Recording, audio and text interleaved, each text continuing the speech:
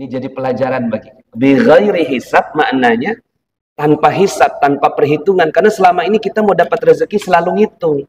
Mau beli mobil harganya 250 juta, gaji 10 juta, untuk DP 3 juta, dikumpulin selama 2 tahun, kemudian datang ke leasing, cicil selama 5 tahun, total 7 tahun. Lama betul.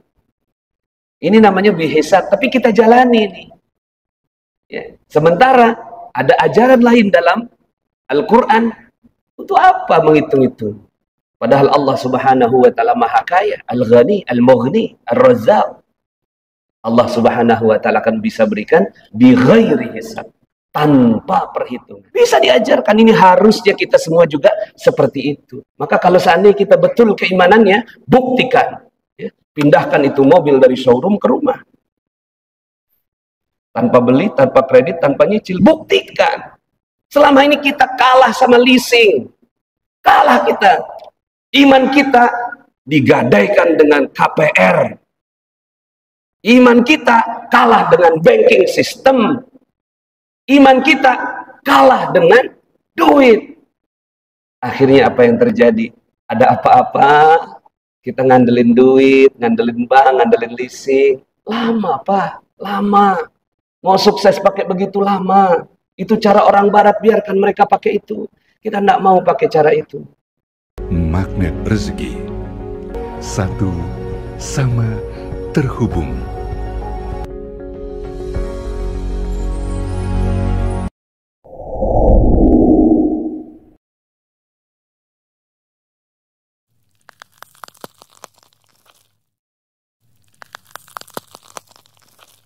Alhamdulillah, buku Magnet Rezeki dapat rekor muri sebagai buku motivasi religi dengan bestseller terlama di dunia. Alhamdulillah. Bismillahirrahmanirrahim. Uhayyikum bitahiyatil Islam. Assalamualaikum warahmatullahi wabarakatuh. Alhamdulillahi rabbil alamin. Nahmaduhu wa nasta'inuhu wa nastaghfiruh. Wa na'udzu billahi min shururi anfusina wa min sayyiati a'malina. Man yahdihillahu fala mudilla lahu wa man yudlil falan tajida lahu waliyyan mursyida. Asyhadu an la ilaha illallah wa asyhadu anna Muhammadan 'abduhu wa rasuluhu la nabiyya ba'da. Allahumma salli wa sallim ala nabiyyina Muhammadin wa ala alihi wa sahbihi ajma'in, amma ba'd. Alhamdulillah, segala puji bagi Allah yang telah berikan nikmat-Nya kepada kita semua sehingga di hari yang berkah dan mulia ini kita diizinkan untuk berada dalam satu majlis yang mulia. Salawat dan salam semoga tercurah dan terlimpah kepada junjungan kita Nabi besar Muhammad sallallahu alaihi wasallam beserta para keluarga, para sahabat dan para pengikutnya hingga yaumil akhir. Perkenalkan, saya Nasrullah dari Jakarta. Saat ini saya sedang mendakwahkan satu kajian yang namanya Magnet Rezeki. Dan alhamdulillah buku yang saya tulis menjadi rekor muri, mendapatkan rekor dunia sebagai buku motivasi religi dengan penjualan bestseller terlama di dunia. Semuanya tentu atas izin Allah Subhanahu wa ta'ala. Mudah-mudahan sedikit yang bisa saya sampaikan, insya Allah bisa memberikan tambahan ilmu untuk kita semua yang hadir pada kesempatan hari ini. Bapak Ibu hadirin wal hadirat yang dirahmati Allah. Di dalam Al-Quran, rezeki ini diulang 123 kali. Kata rezeki. Setinggi itu dan semulia itu kajian rezeki di dalam Al-Quran. Maka membahas tentang rezeki tidak terlepas dari agama Islam. Bahkan Allah Subhanahu wa ta'ala menamakan dirinya sebagai Ar-Razzaq, yang maha memberikan rezeki. Al-Ghani, yang maha kaya. Al-Mughni, yang maha memberikan kekayaan. Maka insya Allah kalau kita yakin Islam ini akan mengarahkan manusia kepada rezeki yang berlimpah ruah. Kalau yakin dengan agamanya. Dan faktanya memang demikian. Saat ini negara-negara yang terkaya di dunia ini bukan negara-negara non-muslim, bukan. Bukan Jepang, Jerman, Amerika. Bahkan kabar terbaru dari Amerika sekarang sedang dalam diambang kehancuran karena banyak yang menolak dolarnya sekarang. Dan ketika dolar ditolak, maka akan beralih peradaban dunia. Sekarang ini yang kaya adalah umat Islam di seluruh dunia. Cuma selama ini kita dikecilkan dengan media. Dikatakan bahwa umat Islam ini miskin, umat Islam ini terbelakang, umat Islam ini nggak punya apa-apa. Sebenarnya itulah tujuan mereka untuk menjajah umat Islam. Dalam sebuah kajian disebutkan bahwa negara-negara paling subur di dunia adalah negara-negara yang ada umat Islamnya di sana. Kalau ada umat Islam di sana, di bawahnya pasti ada sumber daya alam yang luar biasa. Jadi umat Islam ini sebenarnya kaya raya. Tinggal bagaimana kita insya Allah mewujudkan kesejahteraan buat rakyatnya. Di dalam Al-Quran, salah satu kajian rezeki yang ingin saya sampaikan ini adalah ada dalam surat Ali Imran ayat 37. Di situ disebutkan, A'udzubillahi minasyaitonirrajim. Kullama dakhala 'alaiha Zakariya al-mihrab wajada 'indaha rizqan. Qala ya Maryam anna laki hadha? Qalat huwa min 'indillah. Inna Allah yarzuqu man yasha'u bighairi hisab. Kullama dakhala 'alaiha, setiap kali Zakaria masuk al-mihrab wajada indaha rizqa. Setiap Zakaria masuk ke mihrabnya Maryam selalu ditemukan rizki berupa makanan di sampingnya. Padahal Maryam nggak beli, nggak masak, nggak belanja, nggak pesan GoFood. Dulu kan belum ada aplikasi GoFood. Heran Zakaria. Ya Maryam, anna laki hadha. Ini dapat dari mana ya Maryam? Penasaran. Zakaria padahal nabi, Maryam bukan nabi. Tapi Maryam ini memang anak ajaib. Dengan santainya Maryam menjawab, qalat huwa min indillah innallaha yarzuqu may yasha bighairi hisab. Nah, ini pelajaran yang harusnya ada dalam diri kita. Datangnya dari Allah. Jadi hari pertama ada makanan, hari kedua datang ada makanan lagi, hari ketiga ada makanan. Makanya disebutkan kullama, setiap kali. Bukan sesekali, tapi setiap kali. Kalau setiap kali artinya ini sudah menjadi sebuah kepastian. Kok bisa? Apa kata Maryam? Innallaha yarzuqu may yasha bighairi hisab. Kalau Allah mau kasih rezeki, datangnya secara ajaib. Nah, ini dia.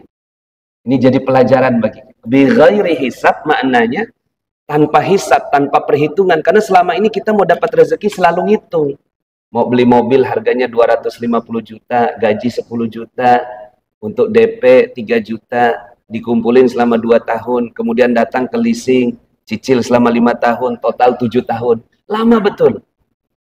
Ini namanya bihisab, tapi kita jalani nih. Ya. Sementara ada ajaran lain dalam Al-Quran. Untuk apa menghitung-hitung?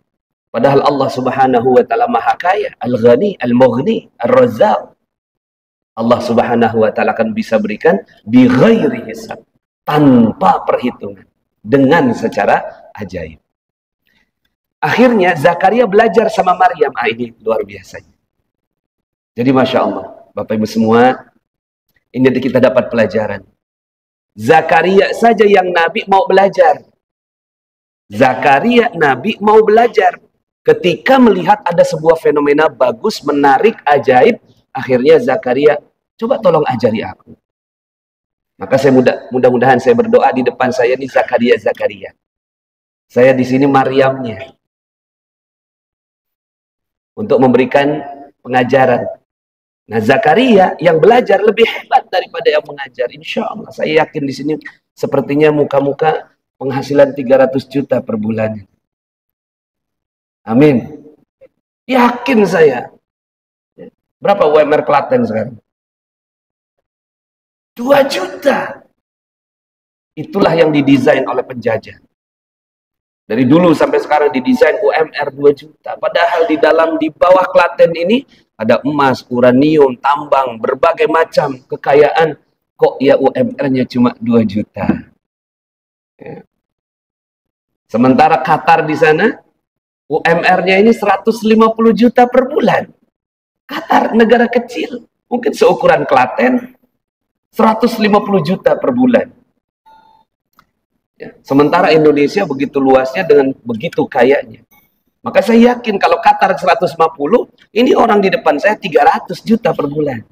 Amin. Insya Allah. Jadi Islam menjanjikan itu. Jadi kajian Islam bukan melulu tentang ibadah, zakat, puasa, haji. Bukan melulu tentang itu, tapi itu rezeki. Juga merupakan kajian dari Islam. Jangan dipisahkan. Ini selama ini kita sudah nggak usah bahas rezeki di dalam masjid. Kenapa tidak dibahas? Padahal di dalam Al-Quran Allah mengajarkan, Maryam mengajarkan Zakaria. Zakaria Nabi diajarkan oleh Maryam. Kemudian akhirnya belajarlah Zakaria ke Masjid Al-Aqsa, Klaten. Nah ini Zakaria kan. Ya. Pulang dari pengajaran ini, akhirnya Zakaria mempraktekkan ilmu dari Maryam. Yang tadi surat 3 ayat 37, 38-nya. Hunalika da'a Zakaria rabbah. Qala rabbi habli min ladunka dzurriyyatan thayyibah. Innaka sami'ud du'a. Ya Allah, kalau Maryam punya keajaiban berupa makanan, aku juga mau dong dapatkan keajaiban berupa anak. Lebih kurang begitu. Dipraktekkan ini ilmu dari Maryam. Akhirnya ya Allah Subhanahu wa taala memberikan kabar yubasyiruka bi Yahya musaddiqan bi kalimatin minallah wa sayyida wa rasulah wa nabiyya minal muslimin. Akhirnya dikasih kabar gembira dapat anak namanya Yahya.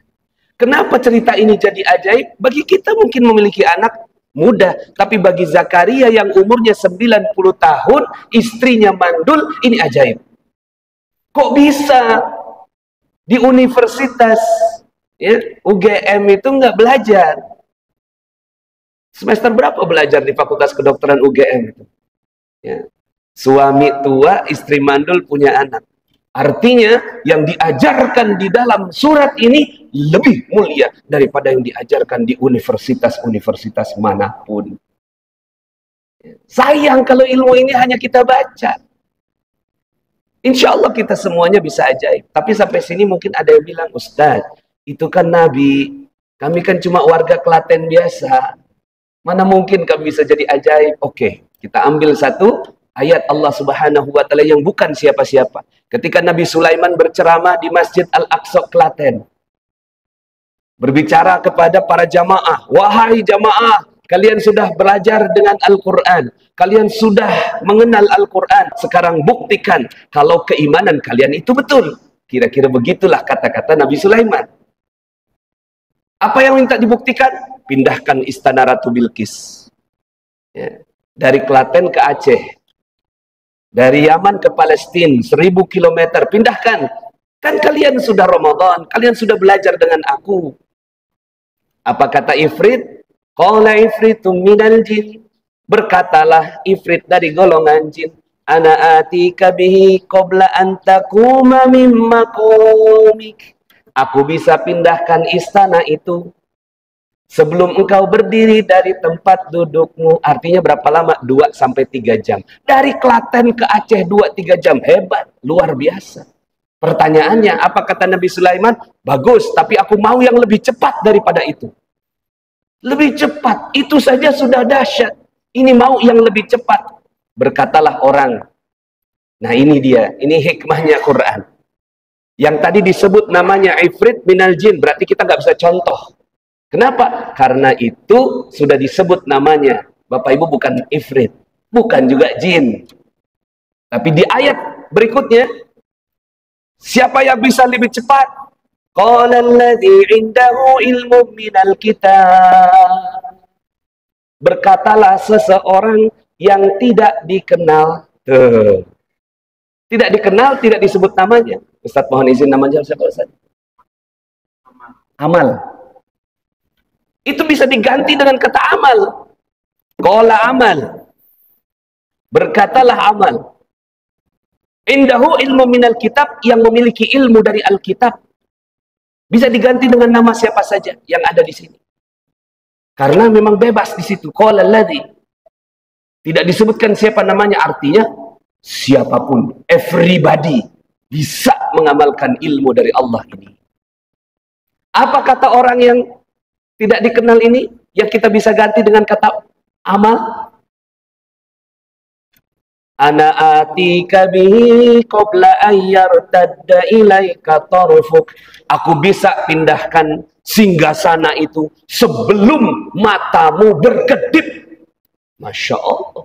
Sebelum mata berkedip, zep, pindah. Qala hadza min fadli rabbi liyabluwani aashkuru am akfur. Surat 27, 38, 39.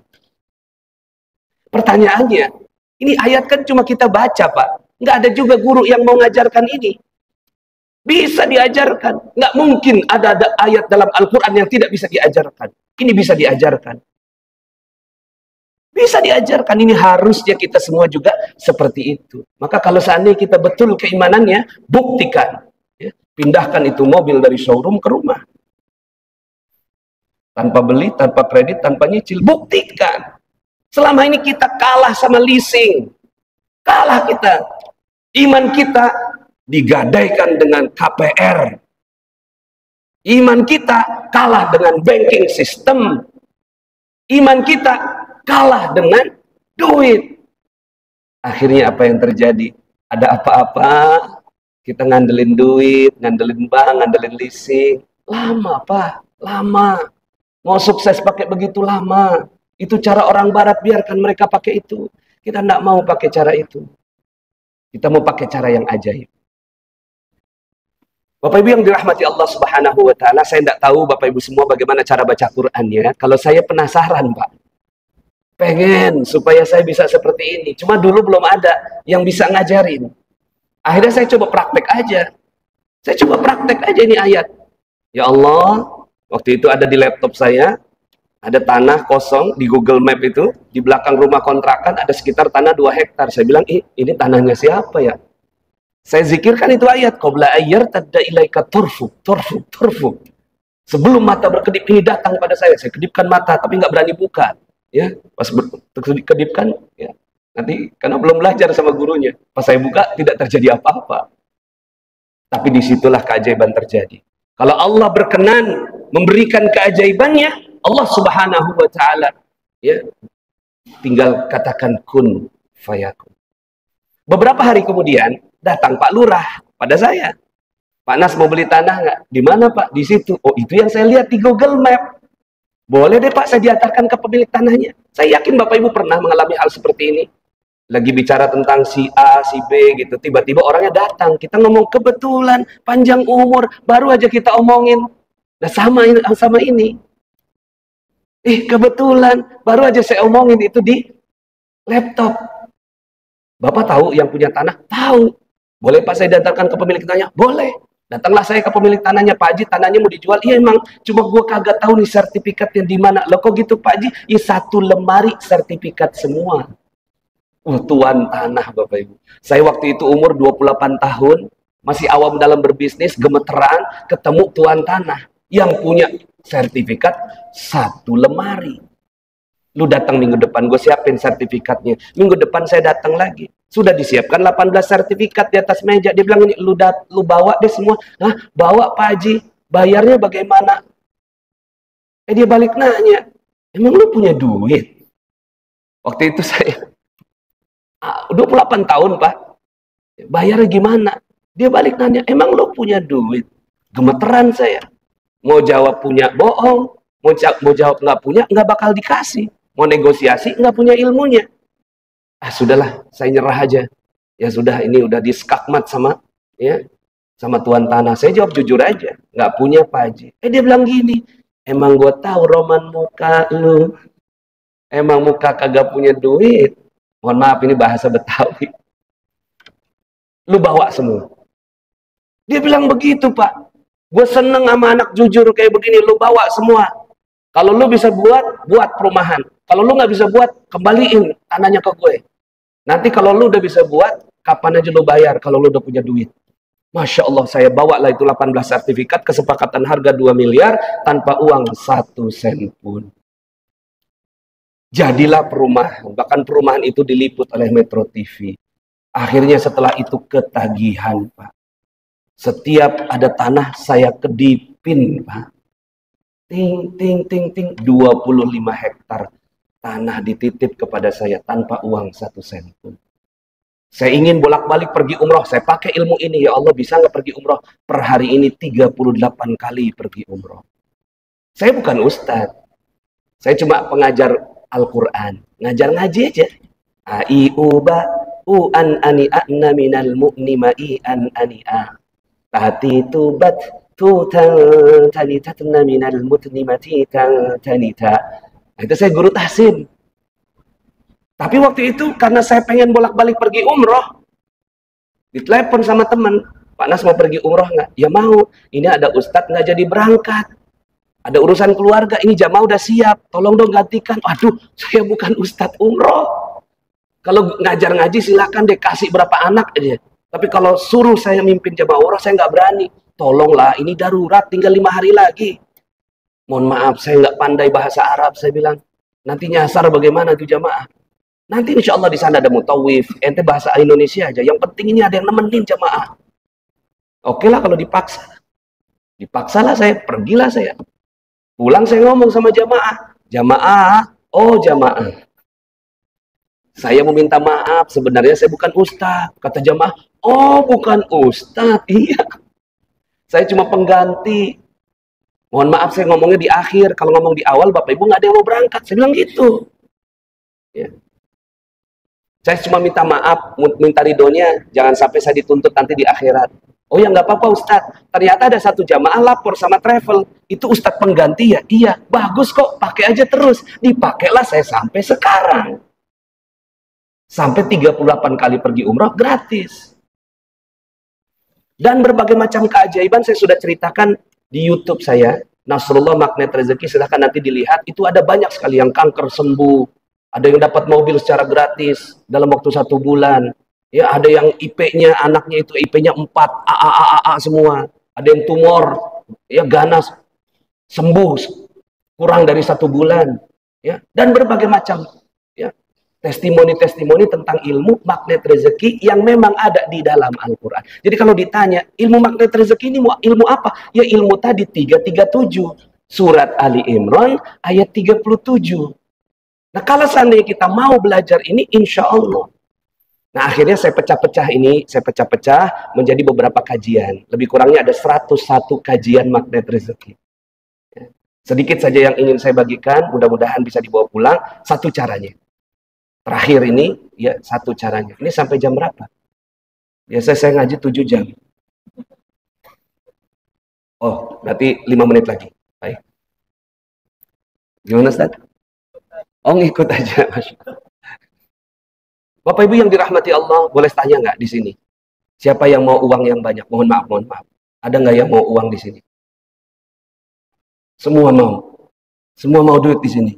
Yang nggak mau duit kayaknya maunya husnul khotimah ya. Pertanyaannya, di dalam Al-Quran ada nggak ayat yang bunyinya begini? Sungguh, aku akan berikan kepadamu harta yang banyak. Ada nggak? Sungguh, aku akan berikan kepadamu uang yang banyak. Ada nggak? Belum pernah ngaji gini kan? Karena nggak ada yang berani Pak. Coba Bapak Ibu, ya pernah nggak dengar khotib Jumat? Ma'asyiral muslimin, sidang Jumat yang dirahmati Allah. Hari ini khotib akan berkhutbah tentang uang yang banyak. Diturunin nih khotibnya Pak. Padahal di dalam Al-Quran ada. Dalam surat 71, surat Nuh ayat 12. A'udzubillahi minasyaitonir rajim. Wa yumdidkum bi amwalin wa banin. Wa yumdidkum bi amwalin wa banina wa yaj'al lakum jannatin wa yaj'al lakum anhar. Mohon maaf, napasnya nggak capek tadi. Masih pagi, Pak. Apa kata Allah? Sungguh aku akan berikan kepadamu harta yang banyak. Bukan mal. Bukan malani. Bukan ya bentuknya tunggal, double, bukan. Tapi al-amwal. Banyak harta. Allah akan berikan banyak harta. Bukan hanya harta, anak-anak, banin. Bukan hanya anak-anak, tapi juga kebun-kebun. Jannatin. Bukan hanya kebun-kebun, tapi juga sungai-sungai yang mengalir. Artinya rezekinya mengalir, tidak ada putusnya. Nah, di sini ya sudah bertemu keinginan, ketemu dengan dalil. Mau uang yang banyak, dapat dalilnya. Sekarang tinggal bagaimana caranya. Ya kan? Keinginan kita mau uang yang banyak, sukses, berkah. Insya Allah kita mau Bapak Ibu kayak Qatar. Masa kita nggak mau kayak Qatar? Negeri makmur seperti itu. Nggak mau seperti Kuwait. Nggak mau seperti Arab Saudi. Mau kita. Mau kan Pak? Mau. Jangan sampai Klaten begini-begini aja. Ya. Kalau kita kan sanggup bangun masjid mewah seperti ini, tapi nggak sanggup perawatannya. Sementara di sana, Masya Allah, duitnya banyak banget. Nah kan kita mau kayak gitu Pak. Kita nggak mau kayak Amerika. Apa negeri dibangun dengan riba seperti itu? Nggak mungkin kita mau seperti itu. Maunya seperti negara-negara muslim yang kaya raya. Nah, pertanyaannya, kumaha carana kalau bahasa ya Sunda, pripun caranipun ya. Bagaimana caranya? Bagaimana caranya kalau orang barat kalau mau dapat uang yang banyak mereka kerja keras. Kita jangan kerja Pak, karena nggak ada dalam Al-Quran bekerjalah kamu aku kasih rezeki yang banyak, tidak ada. Ya, tapi adanya ayat ini. Kalau kamu mau banyak duit, beginilah caranya. Caranya ada di ayat atasnya, yaitu ayat yang ke-10. Allah buka semua, nggak ada yang rahasia di sisi Allah. Aku kasih uang yang banyak, asalkan kamu lakukan ini. Kalau nggak dilakukan, memang aku nggak mau kasih duit yang banyak. Memang kalau nggak dilakukan, memang nggak dapat. Jadi kalau seandainya sekarang ini rezeki kita nggak banyak, memang nggak ngamalkan ilmu ini. Emang nggak ngamalkan ayat ini. Apa bunyinya? فَقُلْتُ اسْتَغْفِرُوا رَبَّكُمْ إِنَّهُ كَانَ غَفَّارًا يُرْسِلِ السَّمَاءَ عَلَيْكُمْ مِدْرَارًا. Kalau mau duit yang banyak, harta yang banyak, kebun yang banyak, beginilah caranya, yaitu cukup. Nah, cukup. Cukup apa? Minta ampun kepada Allah. Cukup minta ampun kepada Allah, Allah kasih rezeki yang banyak. Lah kan enak Pak, nggak perlu kerja. Jadi besok tolong, hari ini hari Senin ya, jangan kerja Pak, capek Pak. Lah nggak ada dalam Al-Quran bekerjalah kamu, aku kasih rezeki yang banyak, nggak ada. Tapi minta ampunlah kamu, aku kasih rezeki yang banyak. Dan ini insya Allah bisa digunakan untuk Klaten, ya, untuk para ASN di kabupaten ini, bisa digunakan untuk Indonesia, yaitu cukup minta ampun kepada Allah. Mohon maaf Pak, mohon maaf. Pernah nggak Pak marahi anak Pak? Pernah marahi anak Pak? Pernah ya? Itu penghalang rezeki Pak. Itu penghalang rezeki. Cuma kita nggak tahu, ibaratnya begini Pak, ini ada gas rem. Selama ini kita ngegas terus, kenapa kok mobil nggak jalan? Ternyata rem tangannya ditarik. Sehebat apapun Bapak Ibu ngegas, kalau rem tangan ditarik, ya nggak jalan-jalan mobilnya. Nggak jalan-jalan. Gimana caranya supaya mobil jalan? Sederhana, lepaskan rem tangan. Rem tangan ini ibarat dosa. Gas ini ibarat kerja. Kenapa kitanya kerja terlalu keras? Karena dosanya kebanyakan. Maka gimana caranya supaya rezeki kita mudah? Lepaskan rem tangannya. Setelah selesai ngomelin anak, begini caranya. Ini mudah-mudahan bisa dibawa pulang. Ini satu cara daripada 101 cara. Insya Allah mudah-mudahan bisa dibawa pulang. Apa yang harus dilakukan? Nih kalau mau praktek Bapak Ibu ya, insya Allah setelah ini rezekinya banyak. Amin. Mau praktek nggak Bapak Ibu? Insya Allah ya. Setiap satu dosa, satu kali sholat taubat. Setiap satu dosa, satu kali sholat taubat. Misalnya kita udah ngomelin anak nih.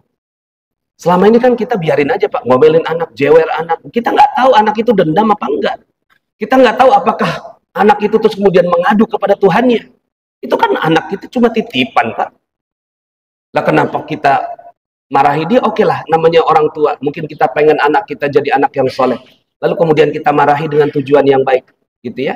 Tapi setelah itu, setelah itu kita langsung mawas diri, hati-hati. Ya Allah maaf, tadi aku ngomeli anak. Inilah sholat taubat yang kulakukan. Usalli sunnata taubat rok'ataini lillahi ta'ala. Allahu Akbar. Selesai.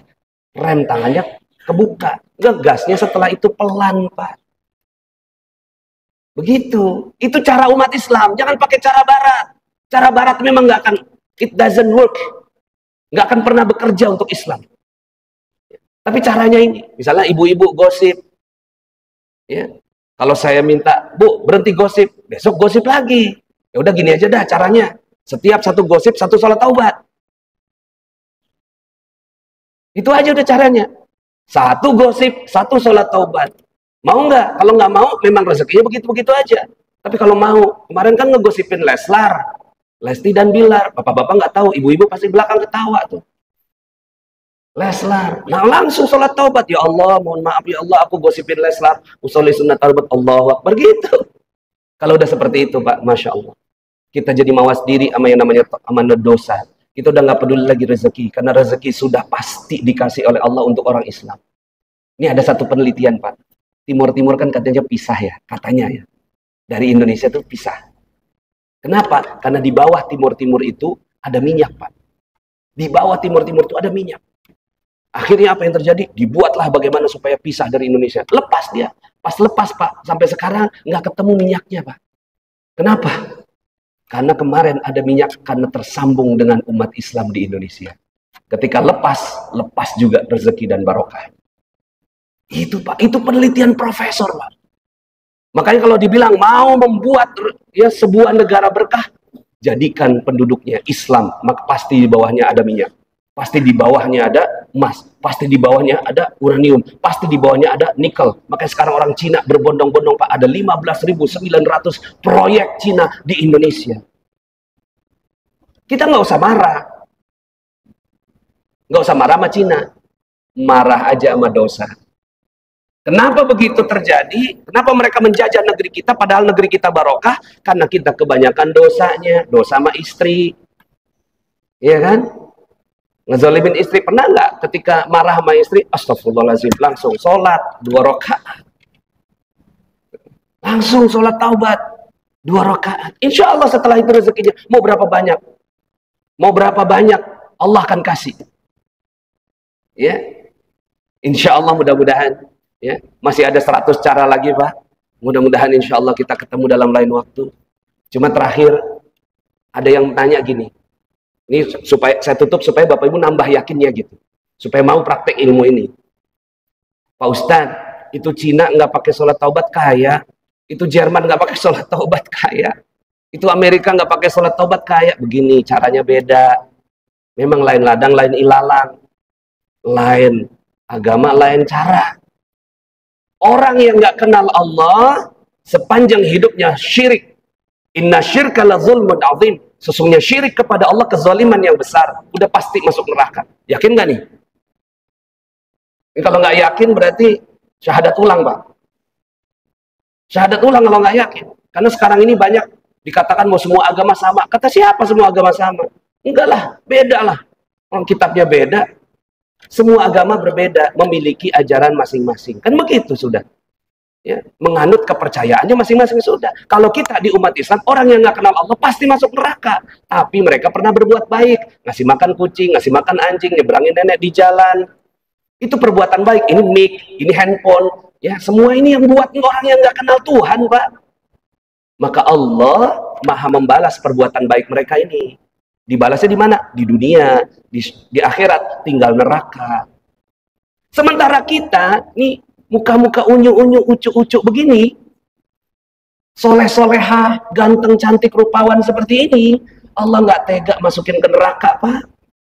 Tiap hari kita asyhadu an la ilaha illallah. Tidak ada kata yang paling mulia daripada kalimat la ilaha illallah. Yakin? Percaya?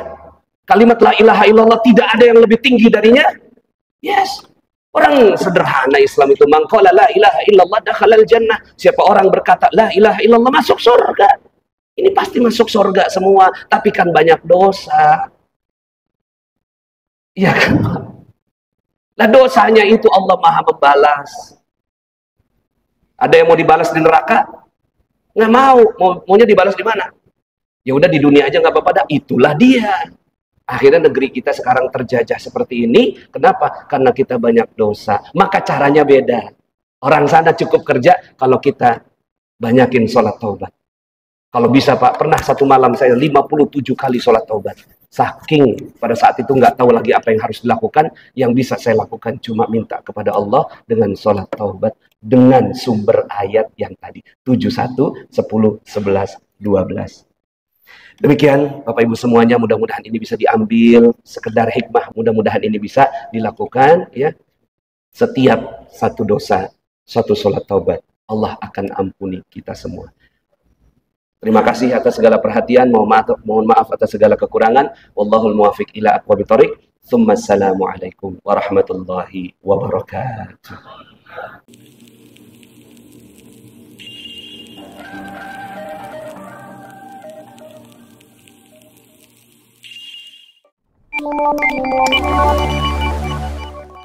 Alhamdulillah buku ini menjadi mega bestseller.